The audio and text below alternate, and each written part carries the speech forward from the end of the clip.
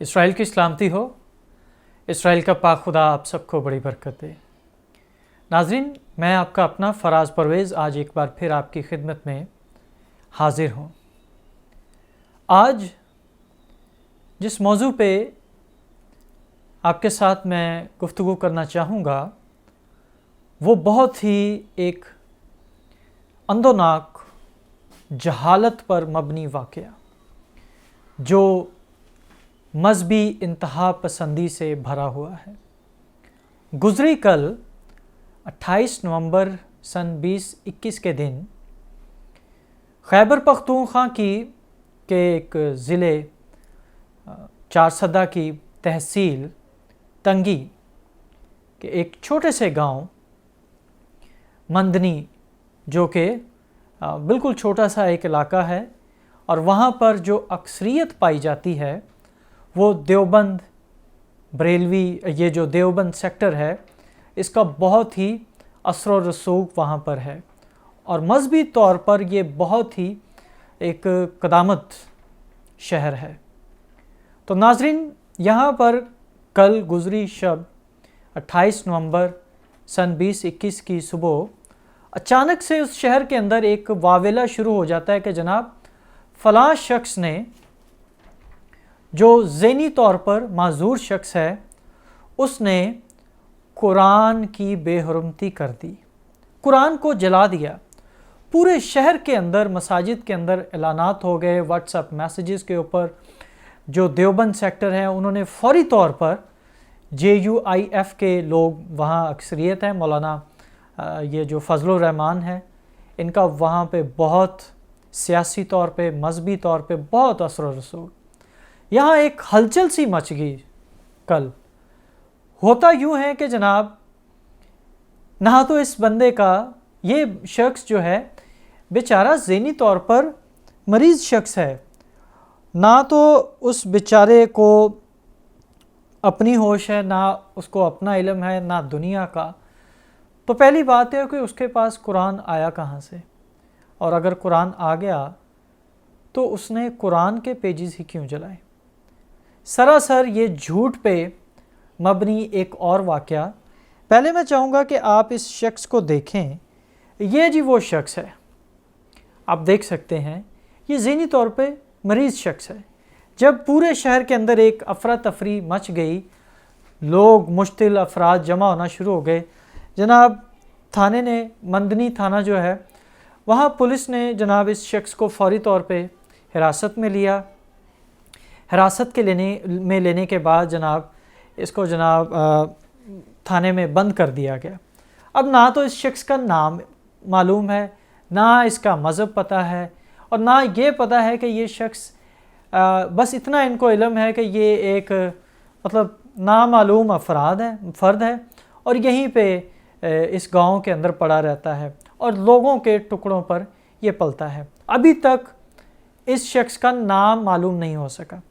جناب ہوتا یوں ہے کہ JUIF کے لوگ ہلچل مچا دیتے ہیں پورے شہر کے اندر، اور اس کے بعد کچھ پیشوا اور ایک سیاسی شخص ہے جو معاملے کو، یہ مشتعل افراد کو منتشر کرنے کی کوشش کرتے ہیں۔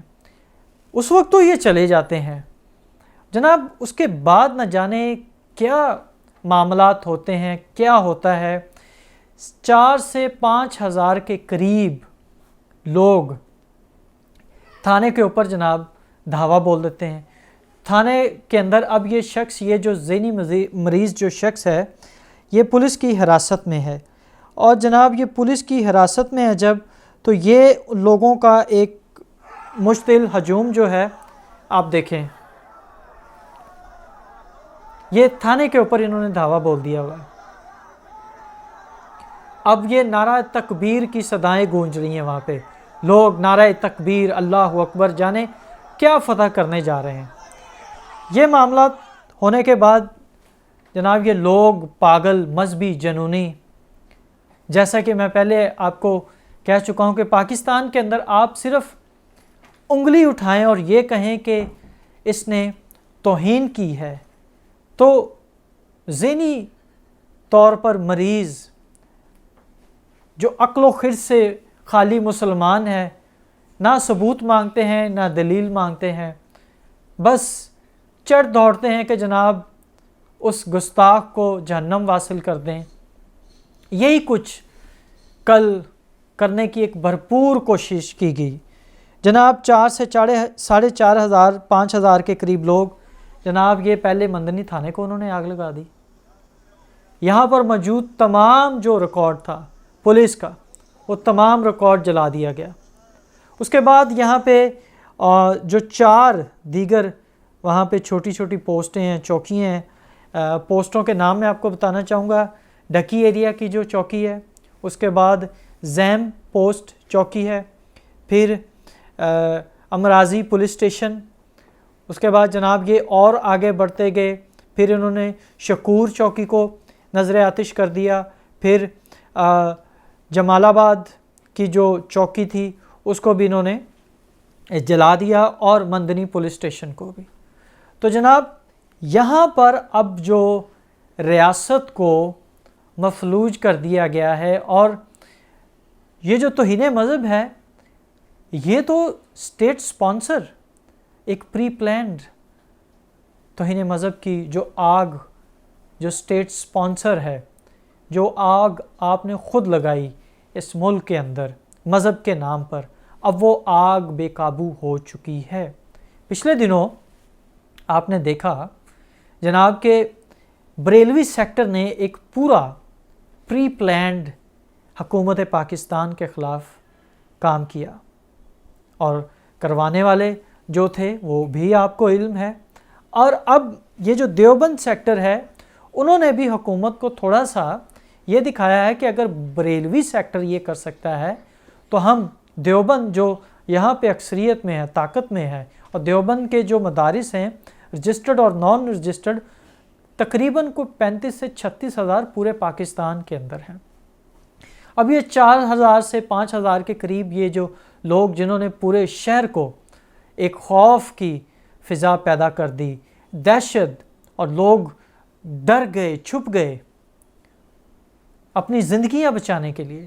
پولیس والے انہیں جو آنسو گیس وہ شیلنگ کرنی پڑی، ہوائی فائرنگ کرنی پڑی کہ وہ کسی طریقے سے نکل سکیں۔ خیر ابھی تک یہ جو ذہنی مریض شخص ہے یہ محفوظ ہے، اور رپورٹس کے مطابق اس کو نامعلوم جگہ پر منتقل کر دیا گیا ہے۔ تو میری بہت ہی ایک عاجزانہ سی ریکویسٹ اور منت ہے حکومت پاکستان سے۔ منت تو بڑی ایک عاجزانہ ہے، لیکن اس منت کو ماننے کے لیے کہ آپ کو پورے پاکستان کا سامنا کرنا پڑے گا۔ منت یہ ہے کہ کائنڈلی آپ توہین مذہب کے اس قانون کو ایک چھوٹا سا ریویو دے دیں، اور آپ یہ تمام کے تمام جو لاز ہیں اس کو ریورس کر لیں جو 1986 سے پہلے تھے۔ اگر آپ اس حد تک بھی رہیں تو پاکستان کے اندر اقلیتیں اور جو مسلم لوگ ہیں تمام کے تمام محفوظ رہ سکتے ہیں۔ اگر آپ اس قانون کو ریویو نہیں کریں گے یا اس کے اوپر نظر ثانی نہیں کریں گے تو میں پورے کا پورا پاکستان اس وقت جلتا ہوا دیکھ رہا ہوں، اور پورے کا پورا پاکستان ایک بہت بڑی لال مسجد کا منظر پیش کر رہا ہے۔ میرے خیال سے ابھی جو صورتحال پیدا ہو چکی ہے اس کے پس منظر میں آپ کہہ لیں کہ اس کو دیکھتے ہوئے، جو صورتحال پیدا ہو چکی ہے، صورتحال کو دیکھتے ہوئے جس طرح تیزی سے توہین مذہب کا استعمال کیا جا رہا ہے، درجنوں ایف آئی آر جناب درج ہو چکی ہیں، کوئی پوچھنے والا نہیں، لوگ مذہب کے نام پر پاگل دیوانے ہو گئے ہیں۔ یہ ملک آگ، جس طرح چولہے کے اندر آگ جلتی ہے، یہ اس طرح سے آگ کا منظر آپ کی آنکھوں کے سامنے ہوگا۔ جب میں نے یہ مجھے رپورٹ ہوئی کل رات کو، جب میں نے دیکھا تو میرے ذہن میں فوری طور پر مشال خان کی یاد تازہ ہو گئی۔ وہی ہجوم، وہی پاگل مذہبی دیوانے لوگ، ان کی آنکھوں کے اندر بجلیاں تھی اور منہ سے جھاگ تھی، نفرت اور وحشت، اور جناب وہ پولیس والے بیچارے اپنی جانیں بچاتے ہوئے جناب وہاں سے نکلے اور تھانے کو، چوکیوں کو جلا دیا گیا۔ نہ حکومت کی وہاں کوئی رٹ قائم ہو سکی، نہ پولیس بیچاری وہاں پہ ان کا مقابلہ کر سکی، نہ کوئی رینجرز پہنچی، نہ کوئی فوج۔ تو یہ ہے مذہبی انتہا پسندوں کی ایک طاقت اور وحشی طاقت۔ تو برائے مہربانی اگر آپ، میری ایک ریکویسٹ ہے، میرے خیال میں اگر آپ تمام اضلاع کے اندر جو ان کی تحصیلیں ہیں وہاں پر کچھ چند ایک پڑھے لکھے مذہبی جو مذہب سے پاک ہوں، مذہب سے پاک لوگوں کا ان کی ایک کمیٹیاں تشکیل دے دیں، اور اگر اس طرح کے کوئی واقعات سامنے آتے بھی ہیں جو جھوٹ پر مبنی ہوتے ہیں تو پہلے ان کمیٹیوں کو آپ موقع دے دیں جو پڑھے لکھے لوگوں پر مشتمل ہوں، ان کمیٹیوں کو موقع دیں، یہ کمیٹیاں ابتدائی جو تحقیق ہے وہ کریں، اور اس کے بعد یہ کمیٹیاں اپنی تمام تر جو وہ فائنڈنگ ہے ان کی فیکٹس وہ نکالتے ہیں، ریسرچ کرتے ہیں، وہ تھانے کو دیں، اور اس کے بعد پھر تھانہ فیصلہ کرے آیا کہ یہ ایف آئی آر درج کرنی چاہیے یا نہیں۔